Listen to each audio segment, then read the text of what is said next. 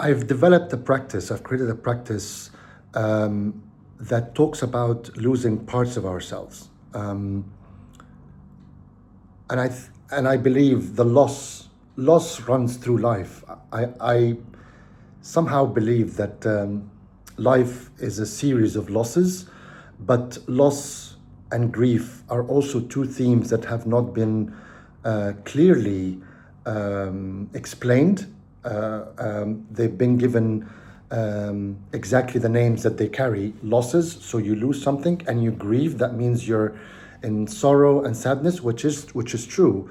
But loss runs through life, not necessarily in a negative way. Loss for me, as I will cover later, when it's understood with consciousness, it becomes a way of making space for something new. You shed what doesn't serve you, what doesn't fit you, a life that doesn't fit you anymore, and you make space for something new. But it becomes like that when you become aware of it. But the practice that I've created has loss as the undercurrent, losing parts of ourselves over time. And one of the ways that losses show up in our lives is through attachment. When we lose sense of ourselves, when we lose contact with ourselves, we start looking for ourselves in other people. It could be parents, it could be siblings, it could be friends, it could be idols, whether in a religious sense or in an educational sense. Or we start to idealize people. We start to put them on pedestals. We start to look up at them rather than meeting them eye to eye.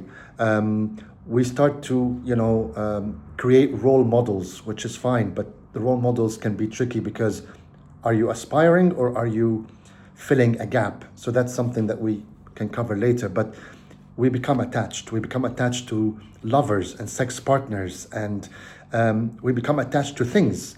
But mostly the attachment that I'm talking about here is towards people. And you start to attract certain people into your life that fill that void for you. And life has a way of throwing two types of people mainly in your life, what I would call the triggers and what I would call the mirrors. And the triggers are the people that show you who you are not by causing pain and suffering. So you get into relationships or dynamics that provoke you, that make you uncomfortable, that make you question, that make you maybe physically have physical pain sometimes, emotional pain. And that can be a sign that these people are in your life to show you something that you need to not necessarily accept, but something maybe to say no to. But the people who trigger us is a big topic. But they show you who you are not necessarily who you are, and something that you need to become. The mirrors are the ones that create harmony, that create chemistry, that create connection, that show you who you are. And that becomes an inspiration instead of a provocation. That becomes growth, not through suffering, but through expansion. But we become attached to perhaps people in our lives, asking them to play certain roles in our life, asking them to fill certain expectations for us. And the attachment carries within itself fear of loss, obviously, because you lost yourself already, and now you find someone who can fill that void for you, but the fear stays. The fear of losing that person stays. And that life has an ironic way of dealing with that dynamic, eventually, because life wants you to grow.